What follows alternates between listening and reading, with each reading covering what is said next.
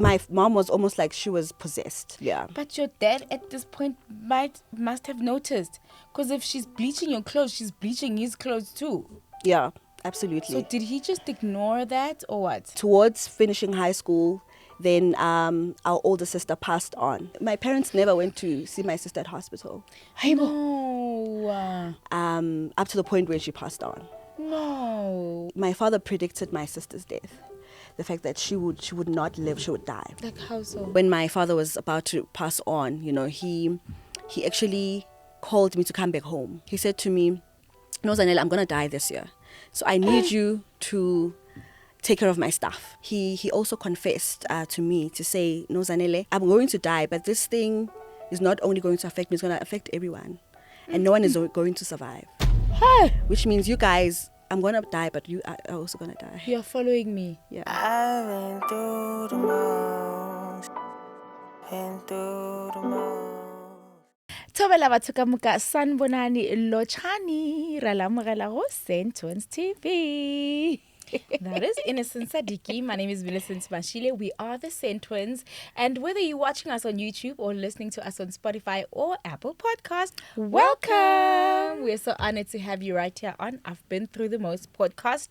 Now, this podcast is one that is life-changing, inspiring, and really always just leaves us so whole. You know? And it's always such a pleasure to sit down with our incredible guests to hear their stories. And I hope that you at home can also appreciate the time that they take to sit on the hot seat to share their stories with you so that you can find some sort of inspiration, motivation, and really just find healing yourself. Because so many times this episodes heal something that we relate to or something that we have gone through. So, and I know that today will not be any different. And of course, if you want to give us your feedback, simply send us an email with the email address down below. If you have a story and say, I have been through the most, we're also going to share the email address down below. We are available on our different social media platform. It is X. We are available TikTok and Facebook. All the promos, And believe it or not, and Instagram are posted for you. So please go ahead and like and show us some love there. We cannot wait for that. And of course, the comment section below. You know I love the comment street and respond to all the comments. Or of course, maybe show it a heart. Or when I mean, we had. So we we respond too. We see you. We acknowledge you, and we see Africa. Like, I mean, can we just appreciate our Africa audience right now? Yeah. We love you guys so much, and we appreciate you. We see you in Namibia, Ghana, Zambia, Nigeria. Kenya, the list Zimbabwe. can go on. We And love of you course, so if you're much. outside Africa as well, thank you so much for tuning in. We love being global and being international. Also, we're on a road to 500K subscribers. We are currently just on over 350,000 subscribers, just above that a little bit.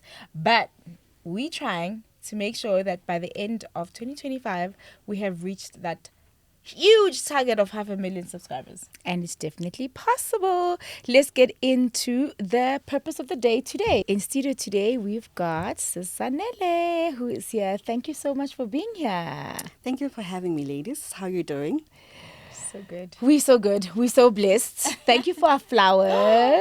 Gosh, So she brought gorgeous. us like the most beautiful bunch of red, Huge creative flowers. And I'm so happy. Like, I It's a feel huge so bouquet. It's Oh. like a huge bouquet Yeah. of like red flowers. Stunning. And we've used one of them on our set and the other one is right there. I can see it. We'll take it too, guys, too. So thank you so much. That is so sweet. Pleasure's all mine, Beautiful flowers for beautiful ladies. So, love month. So, why not?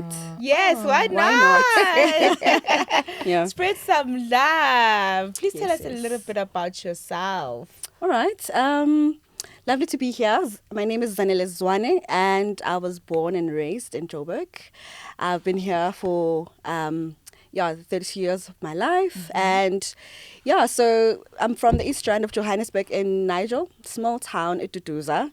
And I grew up in a family of 6 of us. So I'm the last born of 4 girls with my mom and dad. And I think essentially I'm just the one that they named enough, because I was the last of 4 girls, and because my mom didn't have sons, she was like, you know what, it's enough. Gwanele manje. So I was named Uzanele. I see. Yeah. So that's me. I mean, that's such a beautiful, I guess, upbringing, you know, the siblings and you being the last one. And I love how they named you as well. But I believe that everyone who comes to sit on the hot seats, they all have a story. They really have. And I look forward to hearing that. Can you introduce us to your story? Absolutely. So what brought me here is really just a nudge that I got from, you know, the Holy Spirit and God, where God was just really saying to me, I need to come out, you know, and I need to talk about myself and my story. I think the scripture that would always come hard-pressed in my heart and my mind would be Revelations 12:11, whereby we are saved, you know, by the power of the blood and the word of our testimony. Oh, yes. So I'm really just compelled to just testify about who God has been in my life and how I've come to actually see myself not only just move from home, but also just to thrive in the big city. So introduction to my story, I think it's been quite an interesting journey. Yeah. And being the last born of 4 girls, I think I've always been covered by my siblings and my parents. I grew up in a home that was really loving, that was really warm. We were known basically for being a born-again Christian family, very serious. My mother being the spiritual pillar. She was the one that really led us spiritually. We were very much involved at church in terms of the choir, in terms of ministry. And we were just known for being that family, you know, that serious family, that, you know, focused family. So even when they would describe me today at home, they would say, yo, Zanele, that one, you can't really go there, you know, because, you know, her father is just waiting for you. Aww. So, yeah, that's basically has been my upbringing, you know. But I think I've actually experienced a bit of both worlds in terms of really being in a born-again Christian, really being shielded and sheltered, but at the same time, over the years, really being exposed to another side, another dark side that I didn't really knew existed.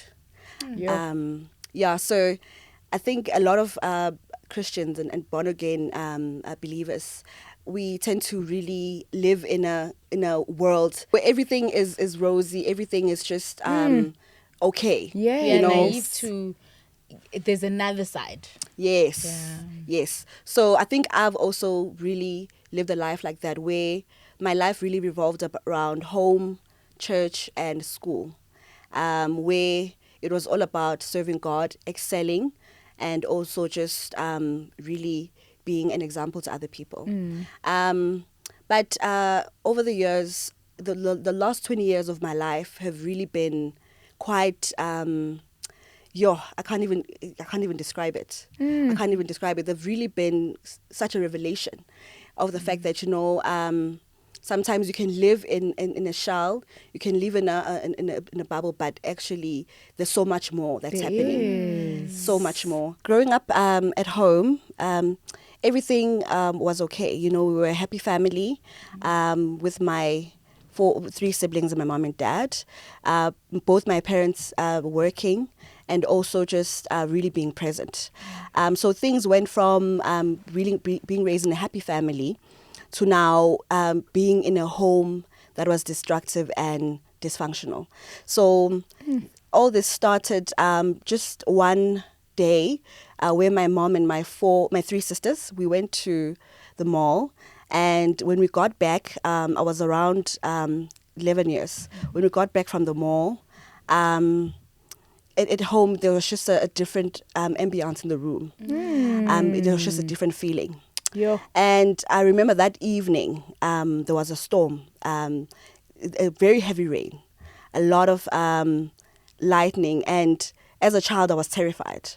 And from that day, I remember just thinking that something was wrong. Something was not okay with the way it was raining. It felt like the rain was just above my roof only. not even with other Yo. neighbors. So from that day going forward, things were never the same. So my mom went from being a career woman that was working. She went from being a spiritual lady that was raising her kids at home, a pillar, to someone that was just completely different. So at work, she fought with her colleagues to a point of where she lost her job. So the fights, not knowing what brewed the fights. And not only at work alone, but at home as well. She became someone that was very aggressive. She would throw us with plates. She was just always fighting. And we didn't understand at the time what was going on with her. And whenever we would tell our dad, our dad would go to work. And when he would come back, we'd tell him that, hey, mom was doing 1, 2, 3 to us. And she would apologize and it would be over. But it never really stopped. So it escalated from her fighting with everyone to her really not knowing how to do day-to-day things anymore. So she couldn't really cook anymore. She couldn't really wash. She washes our clothes. She would put bleach on our clothes. And this is someone that really raised us and knew everything. When she cooked, she would put too much salt and too much chicken and beef at the same time. So now this person is not really doing the normal day-to-day. Yes. And she started really sleeping a lot. So she now we thought she was depressed because she lost her job. But she started sleeping a lot, just avoiding the family. How long was this period when she was changing, and was it gradual, it started with the aggression and then she started sort of day-to-day duties, just it was from bad to worse, basically? Yeah, so when she started getting sick, I was in grade 11. That's grade 6. I was 11. Grade 6, okay. Yeah, so the period from grade 6 to grade 8, I think I saw in 2 years, I saw her become worse. Yeah, from fighting now to really being hysterical. So she started doing really strange things. She would stand by the gate and swear at the neighbors, and just always just seeing things and hearing voices.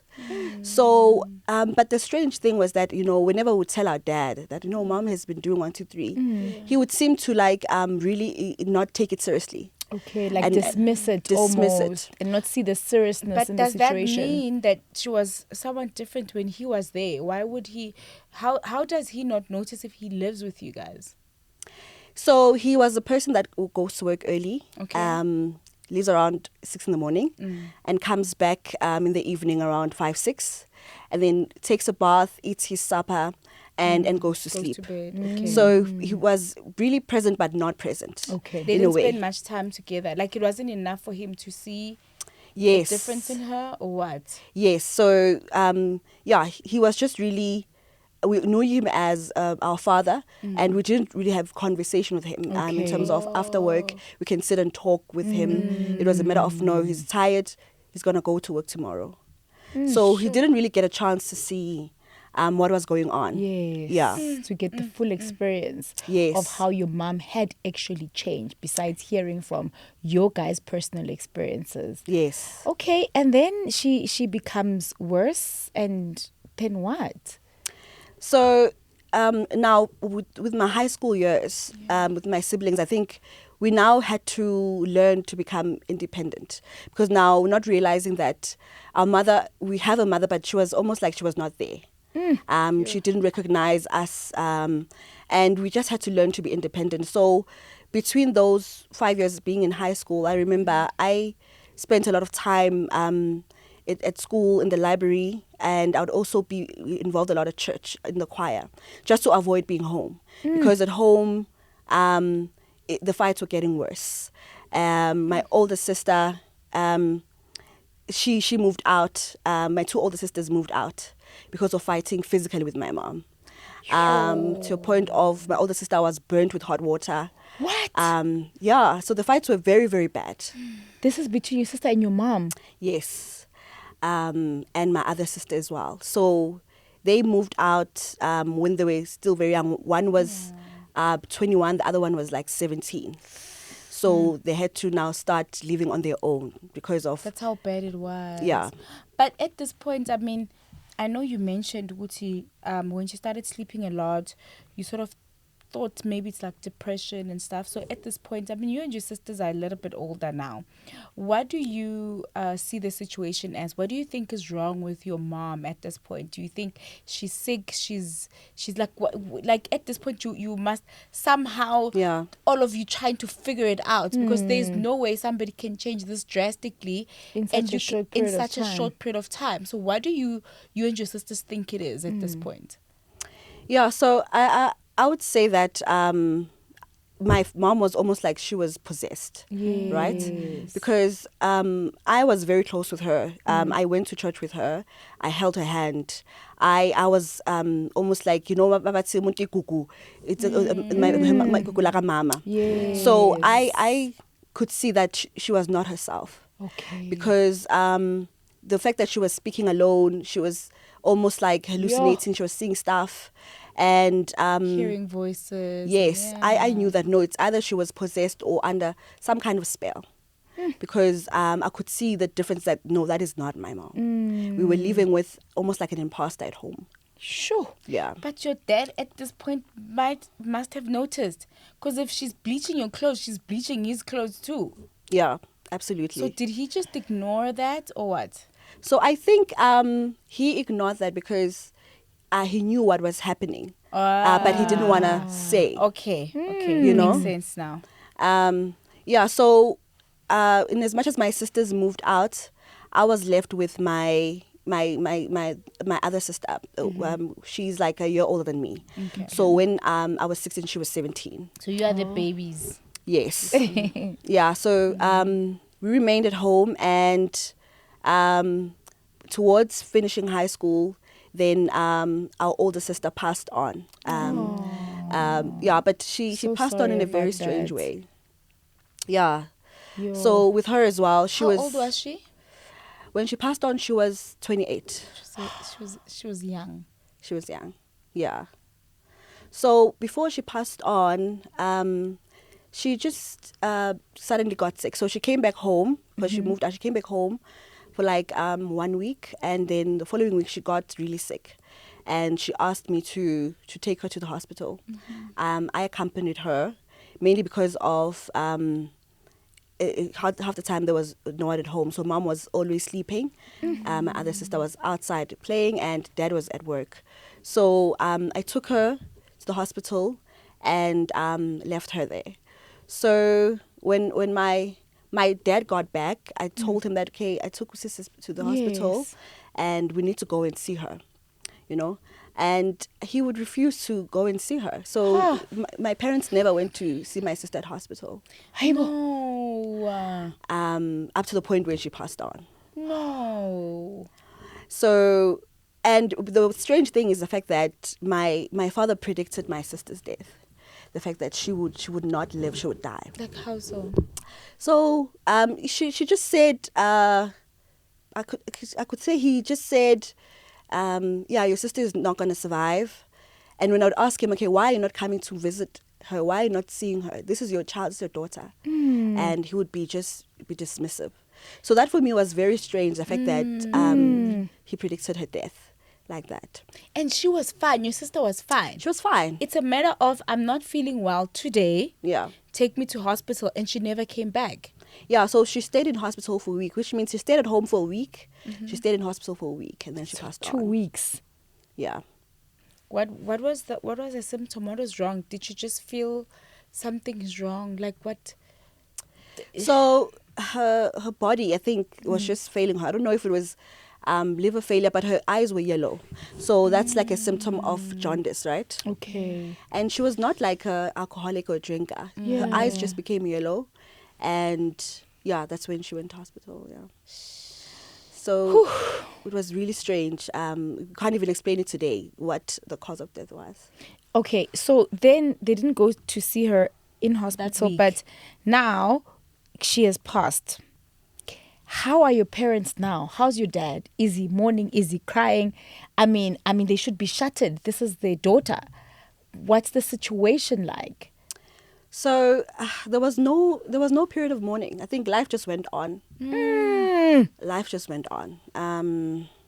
Yeah, because it was 2010. This was the year of the World Cup. Yes. Yeah, so she passed on in June 2010, and life just went on. I was in grade 11, and I remember I was struggling with high school, and but I actually managed to get through to matric the following year. But at home, life just went on. My mom continued to be absent, sick, and I was left with my other sibling. So my other sibling took over a motherly role. Yes. So, because my older sister had a son, when she passed on, her son was 6 years. So she took on the motherly role and took care of the son and the home. So basically making my father's lunchbox because my mom couldn't anymore, and just really taking care of the day-to-day. So at this point, your mom is completely like... She's out of action. She's out of action, yeah. She's someone completely different. Yes. And you've even gotten used to it. Yes. Like you've gotten used to this new version of mommy that you just like sort of trying to adjust your day-to-day and everything that you do. Yeah. And was your mom aware that she has lost a daughter? She was not aware. I think it took many years for her to actually realize that our older sister was no more. Okay. It took time because of she was not lucid. It's almost like she was in another world. Because remember, she's speaking to herself. Remember, she's seeing things. Yeah. She's swearing at the neighbors. She's just not lucid. She's not aware of she's not where we aware. are. So, and she can't distinguish between the reality and Yes. whatever world, I guess, that she's living in. Yeah. You know? Yeah. So the funeral comes, that dad, I'm interested now because I'm sort of, sensing there's a certain pattern now with him, right? Of being not being attentive to, the way that he should. He's not paying attention to his daughter. He's not being supportive. The funeral, yes, you said there was no mourning, but no brokenness? Did you guys question anything? Did you guys ever interrogate? Yeah, because if my dad is not mourning his daughter... Yeah. Because you're old enough to interrogate. Yeah. Like you can smell something's fishy. Are you here. suspicious? Yeah. And an entire week of your daughter being in hospital and you don't visit her once. Do you not have resentment, anger? Yeah, so I questioned a lot what was going on. I couldn't understand because really, it's your blood. When you lose someone, it's almost like you're shattered, you're heartbroken. Yes. So I did question him, say, but why didn't you visit? Even when the funeral took place, it happened very fast. So she passed on a Sunday, and by Wednesday she was buried. So family members didn't come to the funeral because she was buried during the week. And so when I would question him, he would be like, no, I buried most of my family, so death is not new. You guys need to stop crying. What's new is that this is your daughter. Yeah. That's new. Yeah. It's not just anyone else dying. Yeah. So he just really dismissed it. Even when we cried, he would be like, stop crying. Stop crying. Just move on. So that for me, I think was the turnaround when I realized actually, no, something here is really wrong. Mm-hmm. Something is really wrong. So it's from mom going crazy to now my sister passing on. And I left for university. So I left in 2012. But me leaving home was a problem because my father didn't want me to leave. Okay. So I had applied for medical school and I wasn't accepted. I was accepted into engineering and science. So I decided, no, it's fine. I'll do the second option. And he said, no, you're not going to go and I'm not going to pay for you. So luckily, I was very stubborn. And I applied for financial aid, I applied for bursaries, and I was accepted. Mm-hmm. So I left in 2012. But to me leaving, I didn't know that actually that was my saving grace. Because things became really worse at home. Things became really worse. So I left my mom behind and left my other sister behind and my nephew and my dad. So over the years when I was in university, I would go home and visit. Yes. On weekends or on once a month, and I would just find my other sister not well as well. So she, so also she started going crazy. So she started the same symptoms that my mom had. She started having them. So when she cooks, she would put like all this shebo there. So whatever my father bought for the month, she would put In it one in pot. the pots. And she started taking some food into her bedroom. It would rot. So her bedroom would have rotten food. She started refusing to bath.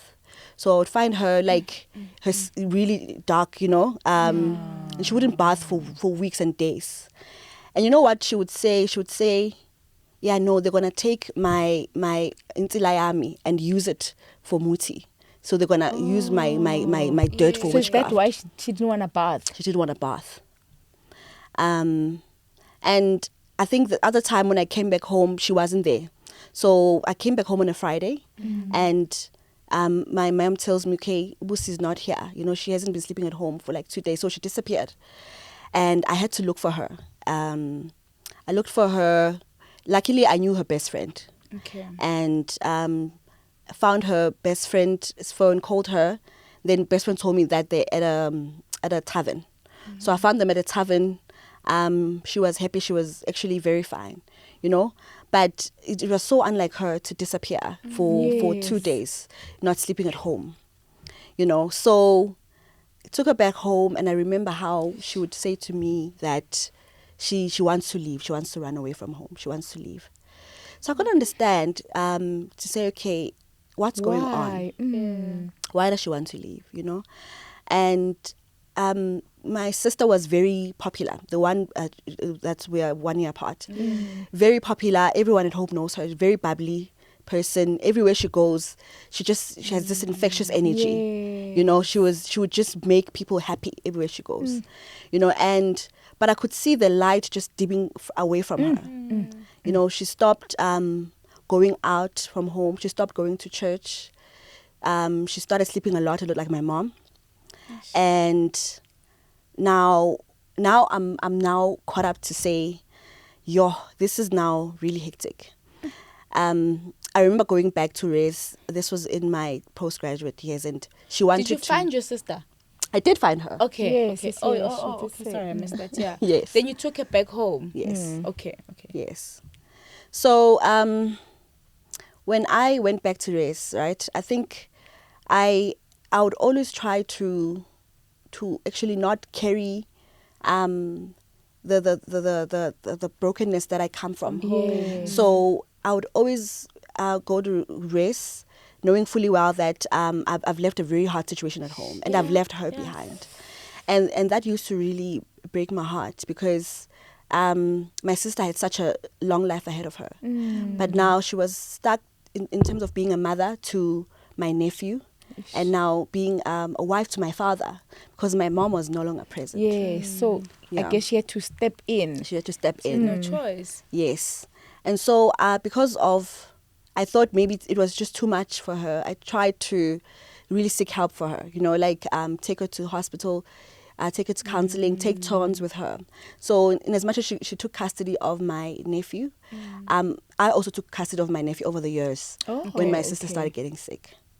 So, he became my foster son, and this was after my first graduation. So, even with my graduation, my parents couldn't be there. And then you graduate. Girl, listen, congratulations. Because like how it's sounding, it's just like how you had to push to just even graduate. Because at this point, you're like, something right needs to happen. Because like, it just seems like everything is going wrong. Yeah. So you could have used that situation and not pass. I mean, already like varsity is so much on its own without having even to think about home.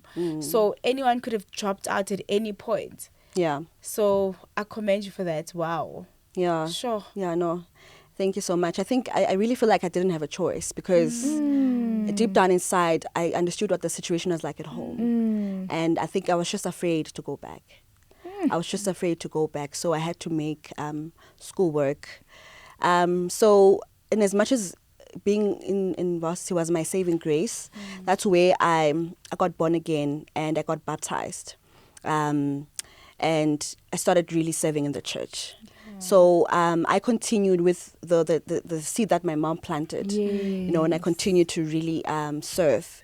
And I think that's what really kept me sane most of the time, because of I was just really busy, you know, serving God. We're going to camps and just really being part of the church community, you know, being part of the people that are praying, people that fast, and people that just really are there to cover you. And fast forward, my sister got worse. So she got almost like an infection on her left leg, right? It's almost like she was bitten by a mosquito. And the infection became worse to a point of her whole left leg started rotting.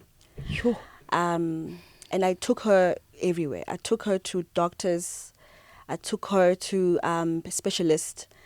Medically, they couldn't find what was wrong with my sister, you know. And one time we went to an Indian doctor, and he said to me, you know, this is not a medical issue. This is a spiritual issue. Yeah. And he gave me numbers of like a prophet from Tandas, you know, would say, take your sister there, you know. And so this is in Benoni. Okay. I took my sister there, and the lady needed water from home, so I had to bring like a bottle of water, 2 liters of water. Came with the water, and she prayed, and then she started really prophesying over us, and then she said, you know, your sister is actually between two worlds. She's here, but she's not here, and there's an altar at home that has been set up, you know, and that's what's making everyone sick at home, you know. And she'd ask me, have you ever seen this and that? And I would like, I've never seen anything strange. I've never seen candles. I've never seen, you know. The only thing I would see at home is an owl that was just always at home, like hovering, and it was facing my mother's room most of the time. But that is very strange. Yeah. But it's something that you probably over time you get used to. You're like, oh, this thing is here, and then you just... Yes, because when I would try to find out about it, you know, why these owls, you know, my father would say, no, they were released for pest control, because there's a lot of rats in our neighborhood. So they released the owls to control the rats. Like, oh, okay. Yeah. So, but I've never really seen anything. So the lady says, no, there's an altar at home, and this thing is at home. Whoever is at home is actually really is the one that opened this door. And your sister being like this now, and even your older sister passing on, it's basically an altar that's set up. It normally takes the firstborn, and really it's a blood covenant. It's a blood covenant. So they were sacrificed, basically. It's like Yes. Your mom and your sister and everyone's just getting sacrificed in the process. Yes. In exchange for what? It's like, who did this? Which is really quite odd, because it's not like we were living a lavish life. Yeah. Yeah. Because you're like, but maybe someone wants wealth, but no one's wealthy here. No you know, one's like wealthy. what was the motive, you know? Yes. So she keeps on explaining. I couldn't really understand because I've never seen anything. Yeah. And also the only thing I've seen is the owls and the doves, right? But when she said that, no, this thing is even following you now. It knows that you are here. And as soon as she said that, we heard like almost like a dove landing on the roof of her place. So because there were doves at your house as well? Yes, a lot of them. Really? Yeah. Doing what? Just chilling at your house? They have a nest at home. Yo. Yeah. So But that was normal to you? Like having doves and... yeah, owls? because I would see them in the neighborhood. You know, I would see them in the neighborhood. But there were a lot at your house? Yes. So as soon as she mentioned that, yeah, no, it knows you're here. And everywhere you go, this thing is following you. Like a monitoring spirit. It's a monitoring spirit. So as soon as she said that, I heard the noise on the roof, and she was like, fine, we can try to help your sister. But whenever we try to help your sister, you will see something will happen at home.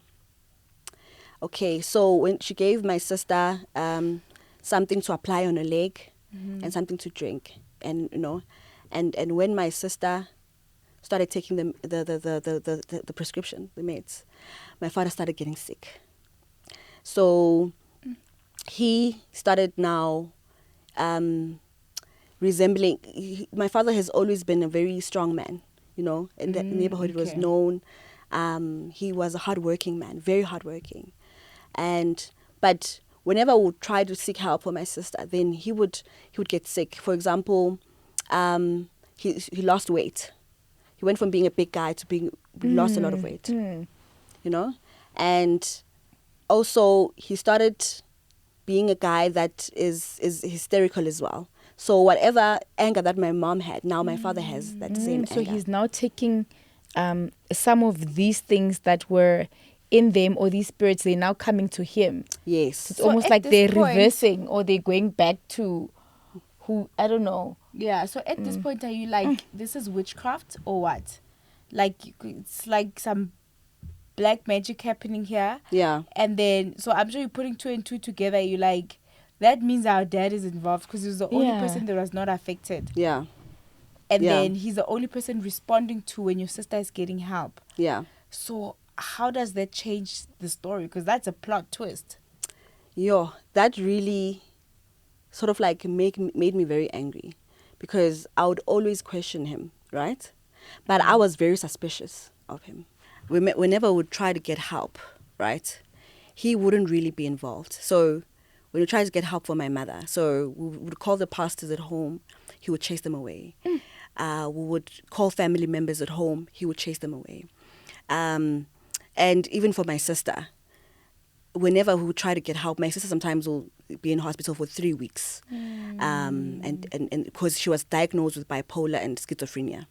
But she would always mention that, no, she's not crazy. And she would come back home fine from hospital 3 weeks later. But after that 3 weeks, she would start again because she's coming back home. So I was very suspicious of him because he never really showed a concern. Yes. And he's not trying to help. And he's not trying to help. He's not trying to help your mom, he's not trying to help your sister. Yeah. So then you're like, but that means that... Somewhat. Exactly. Yeah. So fast forward, I finished with school and I went back home. I finished school in 2017, sorry. Yeah. And I went back home in 2017. I lived at home for the first 6 months of 2017. But deep down inside, I didn't want to go back home because I knew something was wrong at home since they mentioned that there's an altar. So staying at home, I myself started getting sick.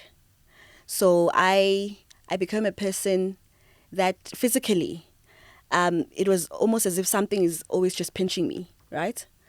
And I couldn't really sleep. I would always get sleep paralysis.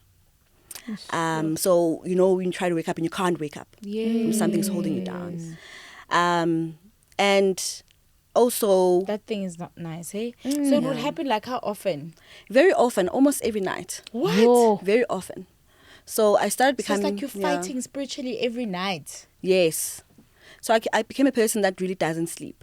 And I would sleep during the day and at night I wouldn't sleep, And my father would find me awake and he would ask me, okay, why are you not sleeping? Go back to sleep. Go and sleep, So it's like, why is this guy wanting me to go sleep? What's wrong with being awake, 6 months I stayed at home.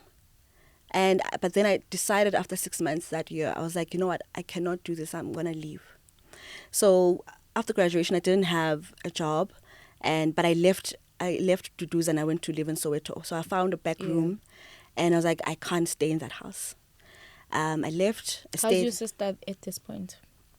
At this point, remember, she's been on and off treatment. Yeah. Right.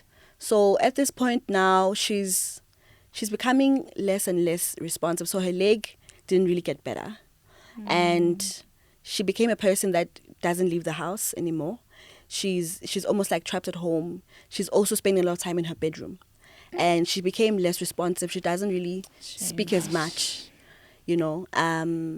Yeah, so then I decided to leave home.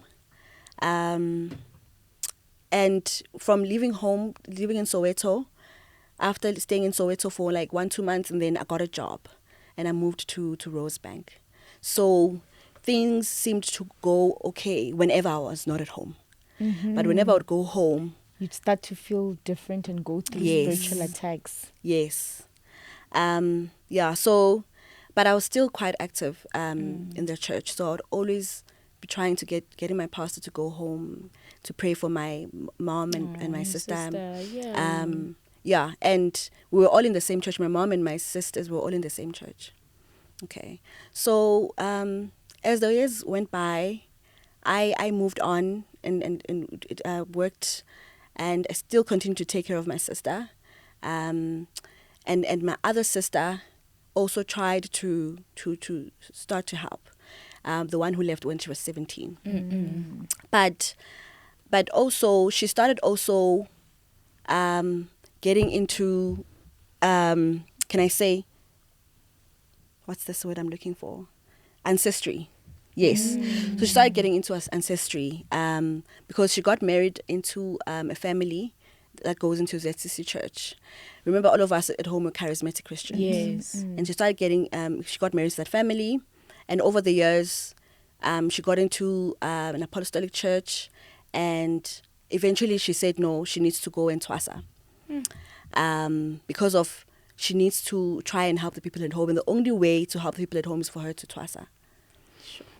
So she started going into initiation, and I would accompany her as well now and then. You know, when she goes to pray in the mountain, I would accompany her. When she so the two of you are basically the only ones who are now trying to save the situation at home. Yeah. And you don't know if you're gonna be next. You don't know if after mom what's it's me, next, or after my sister it's me. Like, we might also just fall into this trap, because even your dad is like in and out at this point. So there's two of you, two different beliefs. Yeah. And you're just hanging on and just trying to support each other, even though you are like charismatic Christian and she's getting into like African tradition. Yeah. Okay. Yeah. So I think the blessing in that was the fact that we got along, even though we didn't have the same beliefs. Yes. She was very supportive to me, Yes. because she was the one that came to my graduations. Even though she You was guys help married. each other, you know? Yeah, even though she was married, I think she also survived because she also left home quite early on. Yeah, so we've really just been walking the journey together. But I've really been mostly rooted in what my mother taught me, right? You, yes. Which is basically the word of God and really being born again. Being born again. And yes. yeah, she took more of my father's side of the family, because some of the family members from my father's side of the family are mostly traditional. Okay. They're mostly traditional. So I think over the years, then we've just both been trying to help the family, you know. Yeah, but unfortunately, things continue to get worse. Things continue to get worse until recently, you know, when my father was about to pass on. You know, he actually called me to come back home. So I went back home in 2022, just during COVID. Called me to come back home, and when I went back home, he said to me, "No, Zanele, I'm gonna die this year, so I need you to take care of my stuff. You know, I need you to do certain things for me." So I'm like, how? This guy. Was he sick at that point? Did he just, it was random, he was fine physically, just said, "I'm going to die this year"? Yeah, so at this point, fine, he lost weight and he just retired, right? Okay. He retired and he spent a lot of time at home. So I think randomly, he just out of nowhere, because it was not soon after his retirement. Yeah. And then he tells me, okay, fine, I need to accompany him to different family members, to different people. whenever I would accompany him, only to find out that we were going there to apologize. So he's going to apologize to people as if he was like preparing his path. Yes.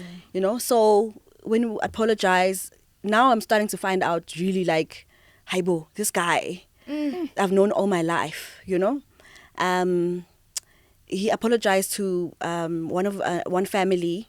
He raped an old lady while he was married to my mom. And the old lady passed on. So he was apologizing to the daughter, you know, because the old lady was haunting her now. He was getting haunted by this lady. Yes. This lady has passed on now. Yes. So he wanted that to go away. So he went to Yes. go apologize to her family. Yes. So Sure. he started seeing this old lady as well. He started seeing an enraged old lady, my father, during that year, 2022. You, at this point, finding out who your father is at this point, you like, who is this man? Who is this man? You know? I know that he had another side to him that we didn't know because he didn't really spend a lot of time at home. But I didn't expect him to be really...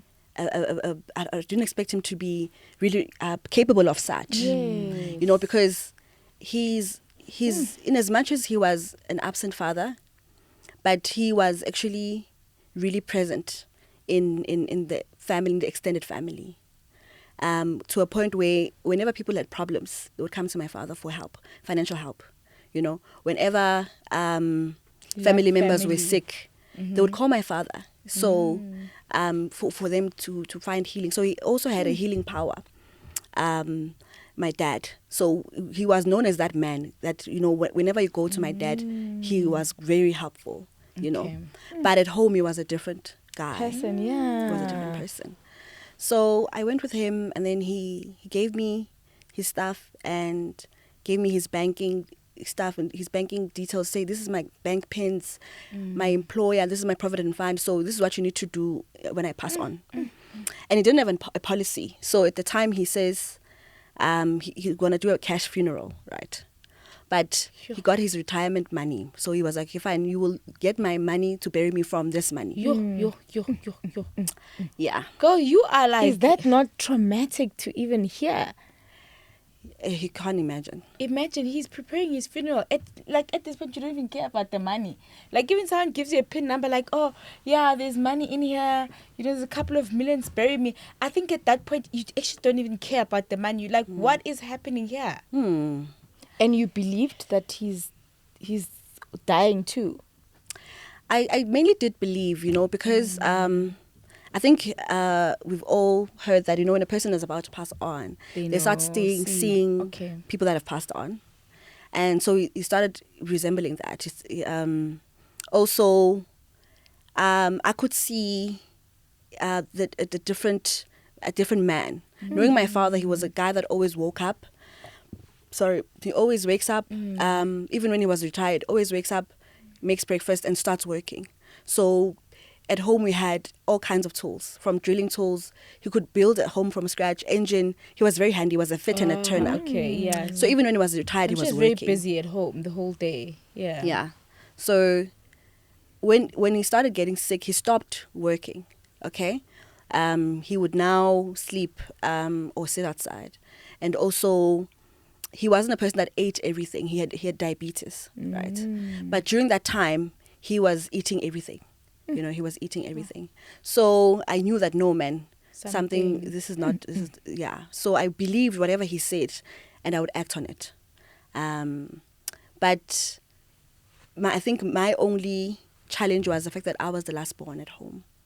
And I couldn't carry, you know, all the news he was telling me. So I started telling my other family members, from my mother's side and my father's side, you know. Good job. And yeah, no one really wanted to get involved, which was another strange situation, that no one wanted to actually get involved, both on my mother's and my father's side. When my mother got sick, her family didn't get involved because my father was chasing them away all along. I don't think we have much time. Yeah. So are we at the end? We have to Wrapping get up? to Okay, wrap up. cool. Yeah. Yeah. Sorry. Okay. Yeah. So, all right. So in 2022. I'm expecting my father to pass on, and he didn't pass on. He passed on the following year, 2023.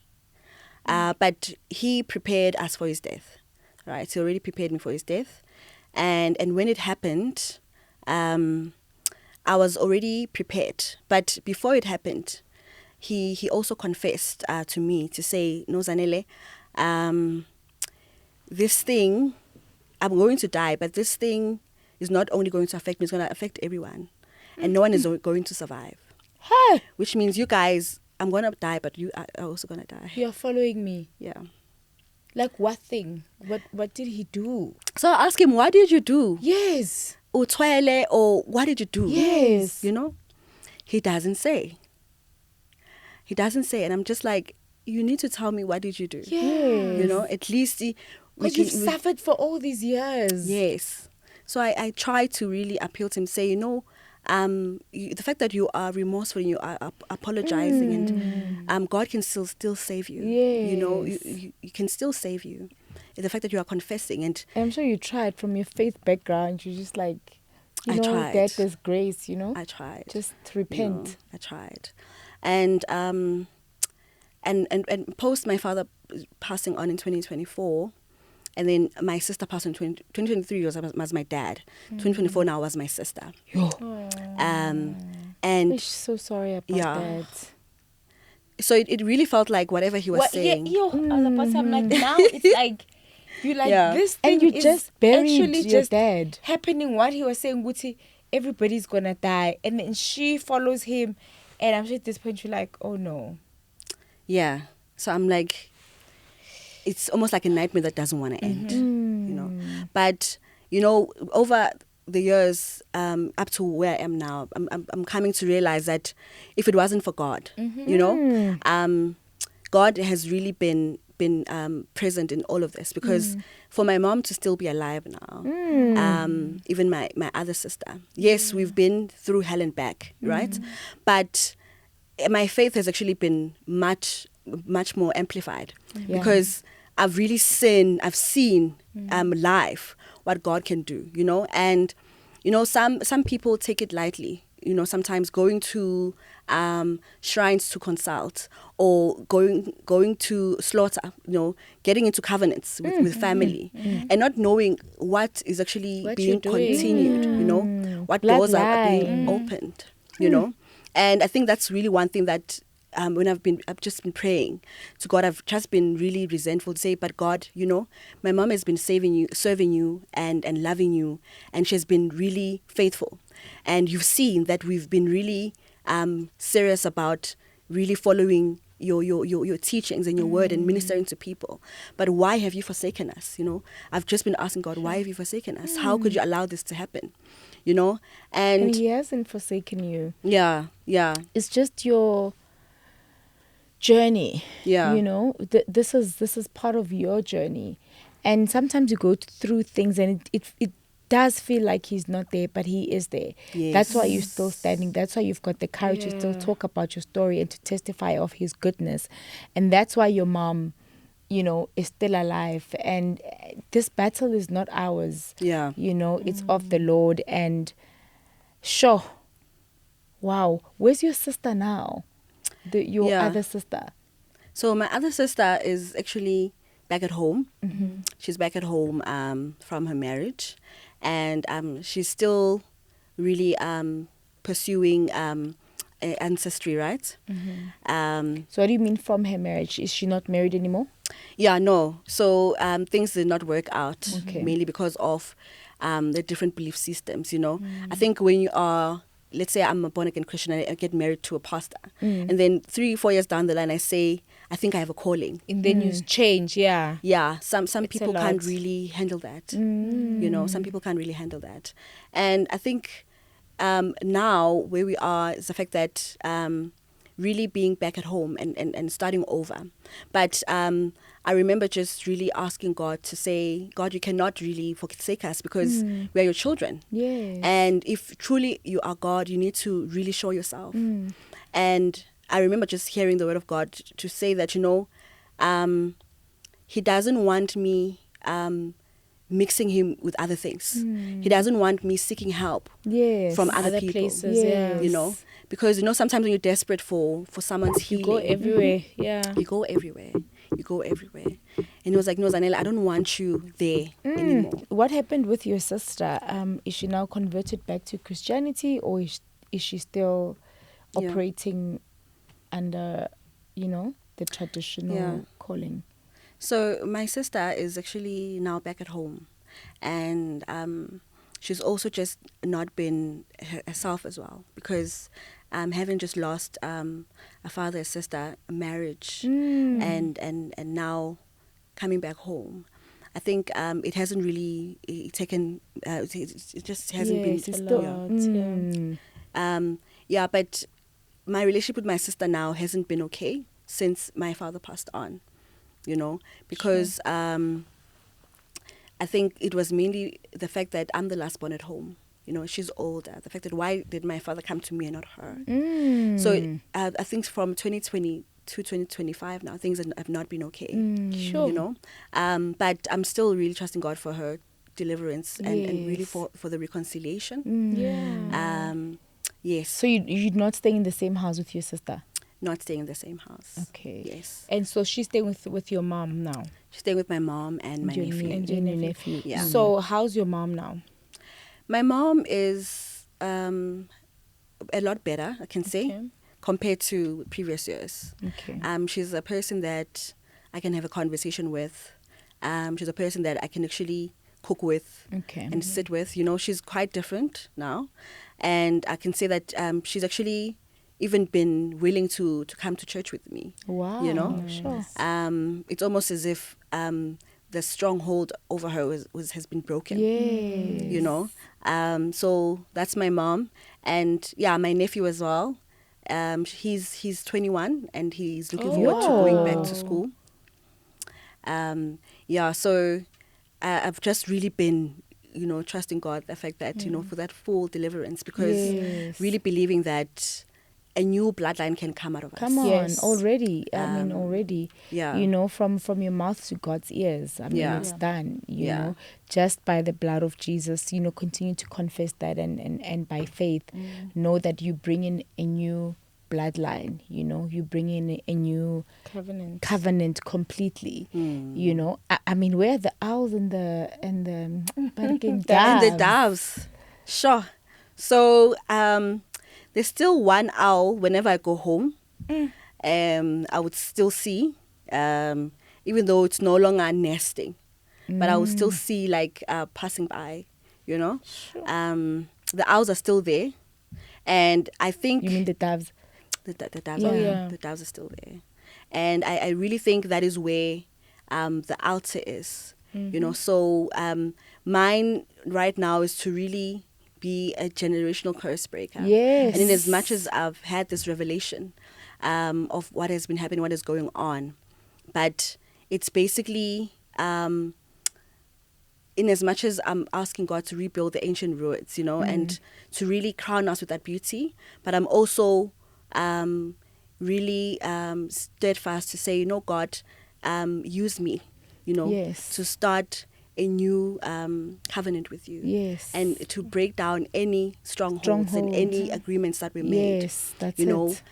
Even when we were not there, because, some of our families are not really open, about the things they do even before we were born, So I'm really looking forward to actually getting my mom into a new house now, because we've been through a lot in that house. Yes. I'm really looking forward to that. Change of location always changes so much. So if you're able to, I think, it's a step in the right direction. Yeah. Leave the owls and the doves there. Okay. And I just love how you love your mom. I think that is so special. What an episode. Yo. And I think it has brought light to so many important topics, Millicent, that we don't always Many touch on. family themes. Yes, many family themes. I actually just preached about bloodlines not so long ago, and I went to go preach in Venda. And I mean, it's a different level completely, and just requires a different level of spirituality to be able to understand it. And sometimes when you have not experienced it, you don't even think things like this exist, but they really do. And I believe that God equips us for this, and I believe God also chooses certain people to be able to say, it ends with me. I'm the last one. It's not going to happen with me. And you're right, God then uses you to bring in a new generation of blessings, right? And to bring in generational wealth, blessings, to break the covenant, the old covenant that has been there, and to be able to be present in this moment, but be able to break whatever covenants that were brought up in your names even before you existed. But because you are of the new covenant of the blood of Jesus, you change the game completely and the cycle completely. And you will not die prematurely. I think we stand in agreement with Jesus' you name, that God may give you guys life and life in abundance, and that you may be protected by the blood of Jesus. And I would just wish you and your family all the best. Thank you so much for coming. You are absolutely gorgeous. Oh my gosh. I know, right? So thank you for sharing your story and being vulnerable. I think that was really like heartfelt. Like I could literally like picture that the family and the transition and where you are now. You told it so well. And I know God is going to use the story that you've just shared to heal other people out there. Amen. Well, Sen Fam, thank you so much for watching. I mean, these days we're blessing you with long podcasts, hey? We hope that you are enjoying it because, there's no cutting it short for what. We are giving you everything, the exclusive. They must join the membership, guys. We have a new it's not new, but you can join the membership where you are able to commit more than just being a subscriber. And I think as part of the Send Fam, we truly appreciate it. It just enables us to be able to bring this to you in the quality that we bring it to you. But thank you for watching. We are excited to read all your comments down below and your experiences and your feedback. Until next time, from myself, Innocent, and myself, Millicent, our amazing crew, and of course, Zanele Zwane. It is bye for now. I've been through the most, been through